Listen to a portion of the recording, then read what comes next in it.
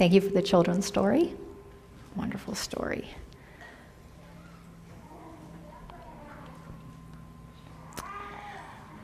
I met Connie in a little country cafe in a quaint community of about 6,000 people. She was attending our 8-week weight loss program called the Full Plate Diet. At that class, we taught people how to increase their fiber intake and get more water, and also how to add more activity in their day to help them in their weight loss goals. Connie decided that she was going to add 1 apple before each meal as what she was going to do for the program. That gave her an extra 13 grams of fiber a day. She only lost about 6 pounds over the 8 weeks, but that's not too bad for making such a small change. And it was definitely heading in the right direction. 3 pounds a month, 36 pounds a year. And her method was definitely sustainable. I called Connie about a month after the program over, was just to see how she was doing. She said, I never felt worse, but I had never been eating better. So she went to her doctor, who did some tests and found that her hemoglobin A1C had gone down 2 points. He told her that if she continued in this direction, she wasn't going to be a diabetic much longer. She felt terrible because she had been over-medicating. That motivated Connie to start educating herself. She started making more changes, and she told me that the more changes she made, the better she felt, and she realized one important thing. Her health was in her hands and not her doctor's. She hadn't told us that she was a diabetic. So now we caution people, because with lifestyle changes, the numbers can change very rapidly. God has designed us amazingly well. And then there's Jim. I'm sorry, I'm having computer problems. Here we go. And then there's Jim. Jim didn't come to our weight loss class. He came to our CHIP program, which stands for the Complete Health Improvement Program. He loudly heckled us from the back of the room and complained about the food, but Jim's wife was attending the class and she did the cooking, so he was sunk. By the end of the class, his neuropathy was greatly improved and his numbers were also significantly better. He stood and said, I was once your worst enemy, and now I am your greatest advocate. Some have gotten good results from similar programs to reverse insulin-resistant diabetes, and others for overcoming depression.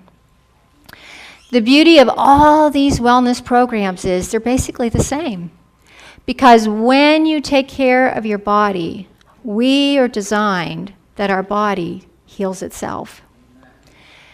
My story is not much different from Connie's. I was an overweight child. I grew up in an overweight home. We regularly went out to eat. We always had ice cream and ring dings and everything else in the refrigerator and freezer. I loved double cheese pizza with lots of meat on it. I hated being fat. So even though I was a really active child, because I loved food so much, I was still overweight. Then when I was in 4th grade, my dad basically told me that I was fat, and so I stopped eating and lost 20 pounds. But I just changed my addiction from food to diet soda, then to alcohol, street drugs, coffee, cigarettes. And then I met the Lord. And I came to the Seventh-day Adventist Church, and I was so drawn by the reasonableness and the beauty of the health message that we have. And so it wasn't always easy. The struggles were sometimes severe. But God gave me the victory, not only over my addictions, but also over years of depression. He called me out of darkness into his marvelous light. I fully believe in our health message. God has given us an amazing message that should have made us the head in excellence of health education. But others are running ahead while, as a church as a whole, we're kind of losing interest. The medical world is just starting to promote what we have known for over 100 years, and that is that excellent nutrition is a vital part of any program to reduce the risk of or reverse lifestyle diseases. There's a lot of good programs out there, and we use some of the materials that are out there in our classes. But some of them are more extreme than what the Lord has given us. Many nutritional medical professionals are using research from the Adventist Health Study 2 to promote their message. We are one of the most studied groups when it comes to diet and lifestyle. So what is the Adventist Health Study 2?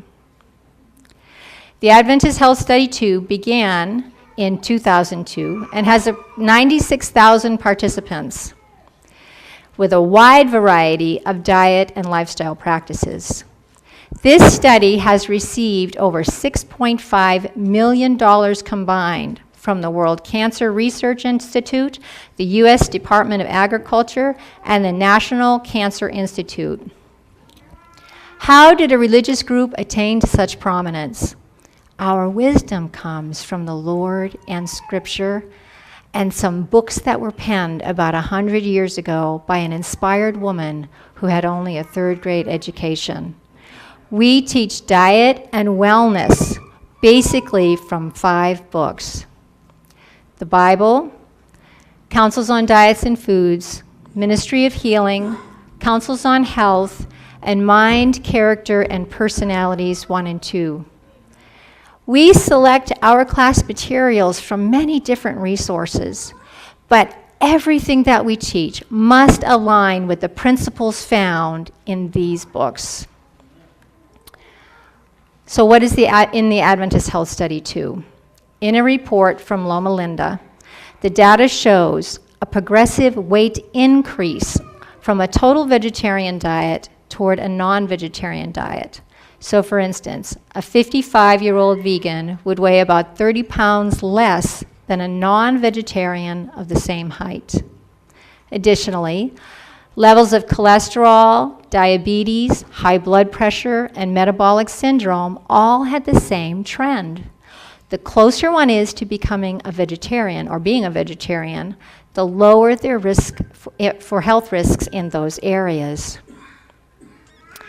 And in the case of type 2 diabetes, the prevalence in vegans and lacto-ovo-vegetarians is much lower than that of non-vegetarians.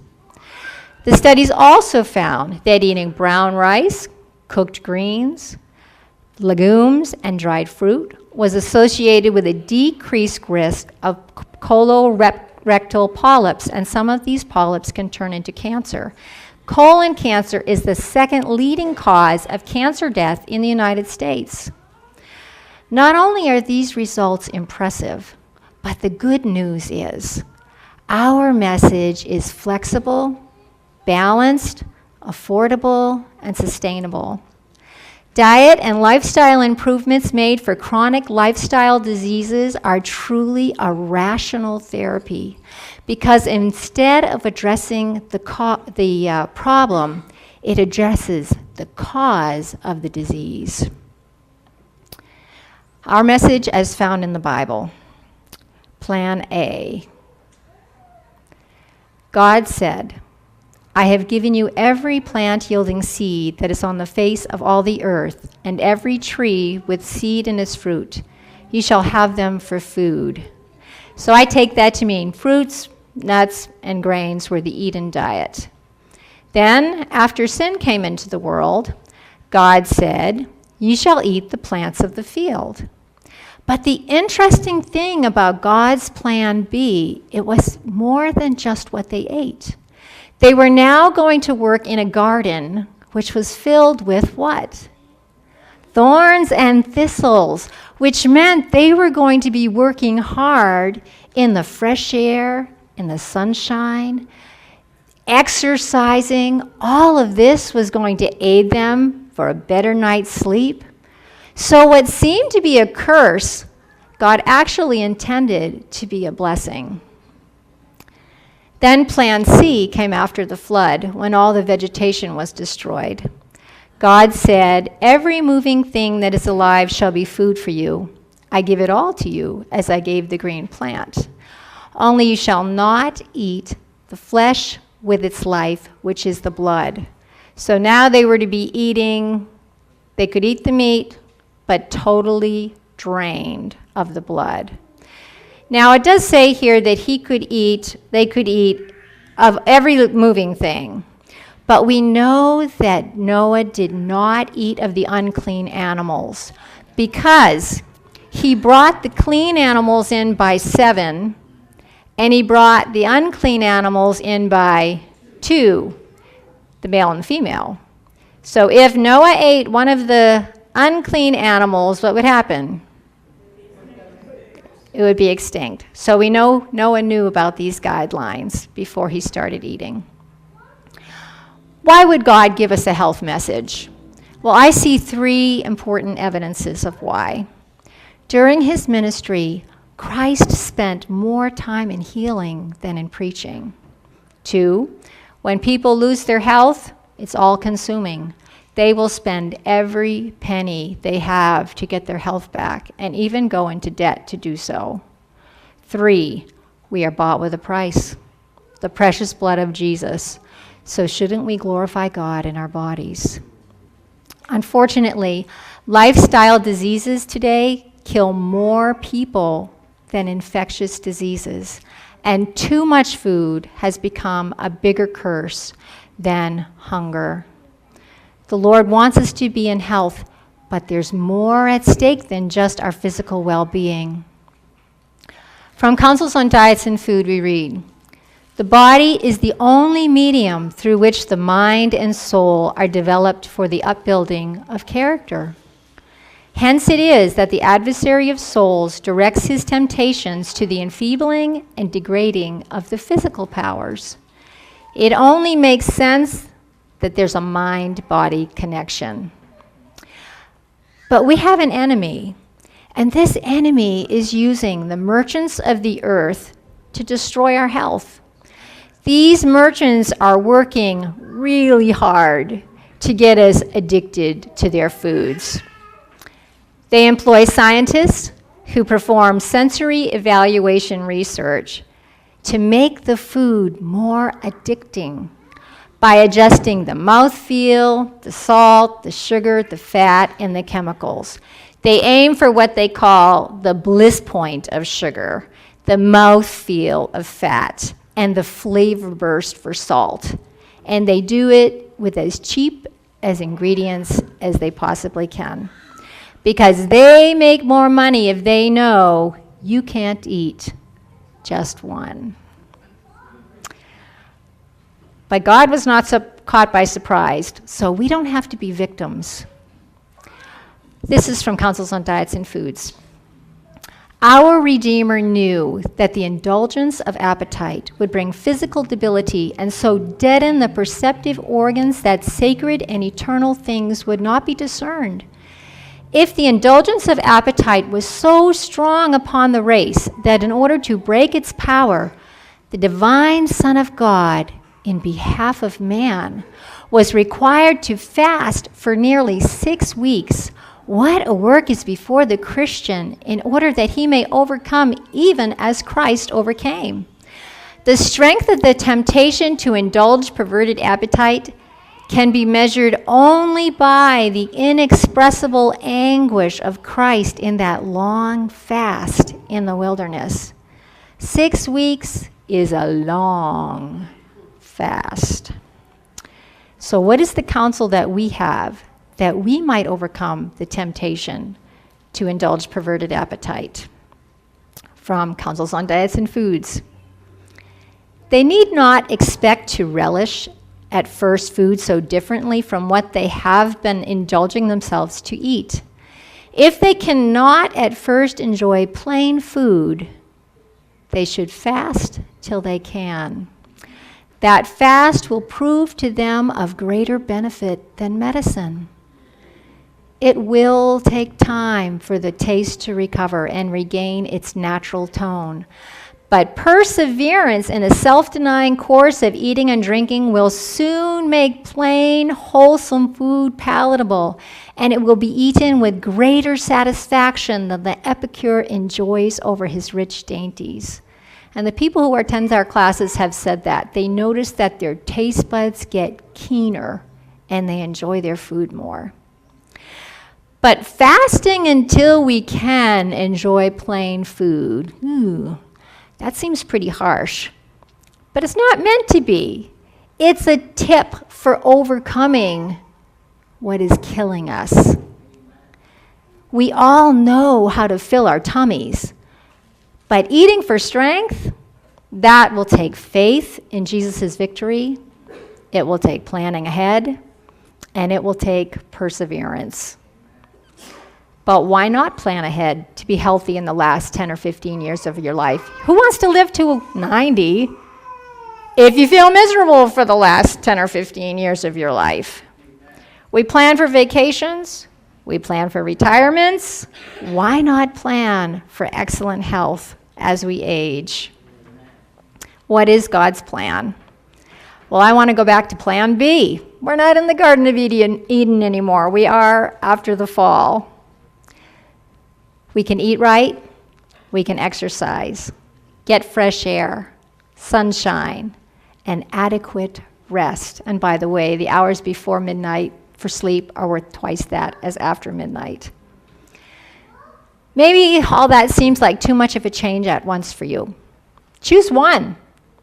Be successful at it. Choose the easiest one and be successful at it. What does it mean to eat right? I think one of the best examples that we have is the story of Daniel. You know it. He asked for pulse to eat and water to drink, God's plan B.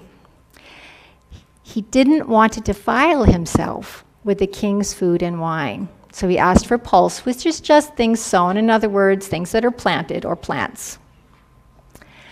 What kind of food is pulse? Well, we have wonderful sweet fruits. Just keep turning. Delicious, nutritious, satisfying whole grains. Pasta with marinara sauce. Beans, rice, and greens. Good southern dish, right? Wonderful stir fries. Look at that color. Minestrone soup. When you go to the Olive Garden, there's your plant-based meal. Beautiful salads, colorful and crispy. This is hummus and assortment of wonderful fresh vegetables. Beautiful, crunchy salads with avocado, rich in vitamins and phytonutrients. Wraps and burgers, lots of fake burgers out there. Oven roasted vegetables with lots of flavor. And wholesome fats as found in olives, avocados, nuts, and seeds. This is the pulse diet that Daniel ate. You know, I have heard this called Daniel's fast. I think it's Daniel's feast. I was once on an airplane. My plate got delivered. The person next to me said, "How did you get that?" When I was in the hospital having one of my children, the dietitian made me a special dish, stir fry on brown rice. I don't know what she seasoned it with. It was absolutely wonderful, and it was plentiful enough for my husband and I. And then a little while ago, a friend and I were at the Hilton for a fundraiser. There was about 500 people there. They were serving a gorgeous Cornish hen or something along that line. And she said, "What about her? She's a vegetarian. Don't you have anything for her?" And the waiter kind of got the deer in the headlights look. Went back and talked to the chef who came out with this amazing portobello mushroom dish that was just incredible. I have never been deprived. You will never been deprived. This is king's food. It is beautiful in color and texture and flavor. It's full of nutrients and fiber and water. It energizes and builds us up and strengthens us to resist disease. It's food fit for a master's piece, of which you are. You might wonder, could this work for me? I fully believe it can. And just like for Connie and Jim, it all begins with educating ourselves. With the knowledge, we gain motivation that will bolster our self-control. Listen to the Apostle Paul's motivation. Everyone who competes in the games exercises self-control in all things. They do it to receive a perishable wreath, but we an imperishable. I keep my body under and bring it into subjection, lest that by any means, when I have preached to others, I myself should be a castaway. That's a pretty thought-provoking statement. Daniel also understood this concept. He made a physical choice for a spiritual conviction. And God, in his wisdom, left in an amazing detail in the story of Daniel, just to show how fast the effects can happen. What if, when Daniel went to Ashpenaz said, "Sure, no problem, pulse it is." But Daniel was forced to ask for a 10-day test of pulse and water. We learned two things from this. The diet of Babylon will take you down quickly, and God's plan B will take you up quickly. The results of the 10-day test were so impressive that Ashpenaz continued to give Daniel and his friends pulse to eat and water to drink for the rest of the time. You know, sometimes people feel they're set in their ways or they're too old. This is Rich Roll. At 40 years old, he was sedentary and overweight. Then he adopted a plant-based diet, lost 50 pounds, and began his fitness journey. He at one time ranked among the 25 fittest men in the world. And at 40, he was overweight and sedentary. This is Hulda Crooks. At 16, she weighed 160 pounds. At 18, she became a Seventh-day Adventist and decided to become a vegetarian. By the way, it's not a doctrine that you be a vegetarian in our church, just to let you know. But she didn't start her fitness journey until she was in her 60s as a solace after her husband died. She began by jogging across her backyard.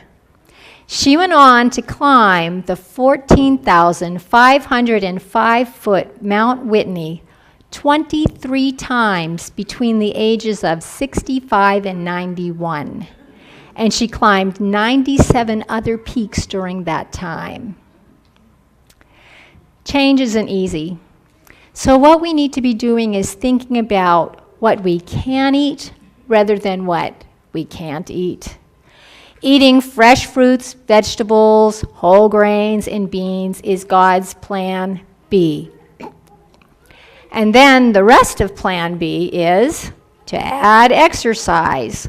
Start small, and then patiently and consistently build. This is Marge Jetton of Loma Linda, California. At 100 years old, at 100 years young, she walked a mile before breakfast, rode her exercise bicycle 6 to 8 miles a day, and then did volunteer work. If she can do it, is there hope? There is. One more story. This is my mom. She goes by PJ. She is 81 years old and has osteoporosis and osteoarthritis. She walks 4 miles a day, 7 days a week, no matter the weather, and she lives in New Hampshire where the weather can be pretty severe. She began walking 35 years ago after she became a Seventh-day Adventist. On her route, there lives a sedentary woman of about 40 years old who noticed PJ's regular exercise habits. She said to herself, "If that old lady can do that, I can too." So she got herself some walking shoes and started walking. The woman recently stopped my mom on her walk to introduce herself and said, "Because of you, I have lost 70 pounds. Well, last Monday, my mom was out for a walk, and a car pulled up while she was walking, and a man got out and approached her and said, "I've been watching for you for a long time." I got a little scared when she told me that. I thought, oh no. The man had an envelope in his hand which contained a note and 2 gift cards. The note said, "I am 34 years old and I have watched you walk my whole life. You are an icon in our neighborhood. The kids in this neighborhood call you the legend, because whether there's a tornado, a tidal wave, or a hurricane, you're out walking. You inspire me to keep moving and keep working hard." You know, with God's help, you and I can be a legend. We can inspire others to a healthier and happier life. Back to Daniel. After 3 years, the king found Daniel and his friends 10 times wiser than all the wise men. Was that a gift from God, or was it the food? Well, I think that there's a lot of vegetarians out there that don't have knowledge of visions and dreams, so I don't think it was the diet. That was a gift from God. But we've already learned that there is a mind-body connection. And the brain is like the rest of the body. It does its best with an unobstructed flow of blood to the brain for nutrient and oxygen's sake. A poor diet and lack of exercise can reduce the blood flow to the brain. Our Father's goal was to protect us when he gave the command, "You shall eat no manner of fat of ox or of sheep or of goat." I think he was aiming for more than just not being overweight, diabetes, heart disease, and metabolic syndrome. I think he wants us to have optimal mind power, and he's trying to help our minds as well as our bodies so that we can have a great connection with him. Think about your carotid arteries. We got a little picture up here of, it's in the neck, and the little circle is them pulling out some plaque or some fatty deposits in this artery that here. When these arteries fill up with fat, they narrow. This reduces the blood flow to the brain, and in turn, it lessens the amount of oxygen and nutrients that our brain receives. How does God speak to us? Through our foot? Through our minds. In an article by Nutritional Neuroscience, it says, cognitive decline has been linked with a high-fat diet and lack of exercise in older individuals, especially in older individuals. So God's plan B is rational therapy. Low fat, get your exercise. Little quick testimony here. Years ago, of course I grew up eating lots of ice cream, lots of cheese, lots of fat, lots of chips, lots of cookies, junk food, everything. I became a vegetarian in my young adult years, and I went to an eye doctor years later, and he looked in my eyes and he said, "You're a vegetarian." Only my clients with clean blood vessels in their eyes, only my vegetarian clients have clean blood vessels in their eyes like this, and as it is in the eyes, so it is in the rest of the body. Well, a couple years later, our community was having a ultrasound done on carotid arteries for free. So I said, well, I'm going to go check it out. So the tech is there with his ultrasound going up and down my neck, and one of the nurses or techs with the clipboard to take the information stood there while he went up and down and up and down. And finally, the clipboard guy said, "Well," and he said, "There is none." The man with the clipboard said, "There's no place for none." That only tells us that it is a rare thing to have clean blood vessels today. But it doesn't need to be. The good news is whole grains, beans, vegetables, fruits, and seeds do not clog the arteries. And even better news is clogged arteries can unclog and become more flexible with God's plan B. This is especially hopeful in light of the fact that there's approximately 700,000 stroke victims a year in the United States, with 150,000 stroke deaths. 80% of strokes are caused by blocked blood vessels. Strokes are the leading cause of adult disability in the United States, with 2 million of the 3 million American stroke victims having permanent disability. The cleaner the blood vessels, the better off we are. Perfect health depends on perfect circulation.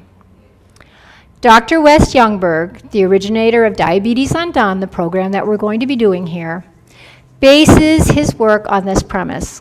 Perfect health depends on perfect circulation. He has found that by using the very same strategies he uses to reverse type 2 diabetes, early Alzheimer's can also be reversed. He refers to Alzheimer's as type 3 diabetes of the brain, or insulin resistance of the brain. When you help your body, you help your brain. Youngberg combines the principles found in the Bible and counsels on diets and food with scientific research to stay on the cutting edge of medicine. His work with diabetes on the island of Guam is absolutely amazing. By reading these books, you can stay years ahead of medical research when it comes to lifestyle diseases. These books warned of the dangers of tobacco and mercury when scientists believed that they were safe.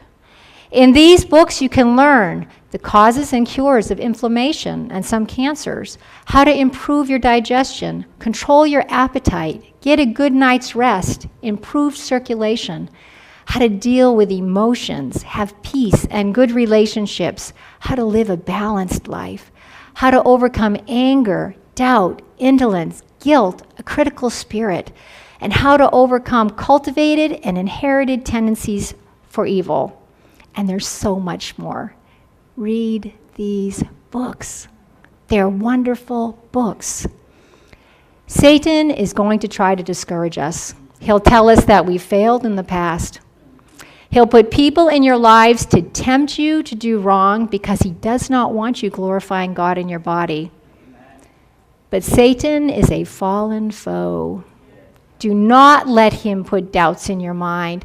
God is working for us, and if God be for us, thank you. Given the right conditions, God designed the body to heal itself. If your lifestyle habits are not leading to life, die daily to the old man. He's trying to destroy you with deceitful desires. Put on the new man by prayer and education, and then step out in faith and start making one change at a time. Why not just increase, like Connie did? Increase your fruits and vegetables. Get a 10-minute walk every day, or better yet, a 10-minute walk after each meal if you can. It's God's plan B. As your health ministry leader, I'm appealing to you to make 2019 a year in which you make health of body, mind, and spirit a top priority. Read the books. Pray for grace. Make and reach one small goal after another, and the success will inspire you. If you already have perfect health, plan on staying that way. Why not give one new goal a 10-day try? My beloved church family, I wish above all things that you may prosper and be in health, even as your soul prospers. I thank God that He has given us such a wonderful message of hope and healing, and it's a privilege to share it.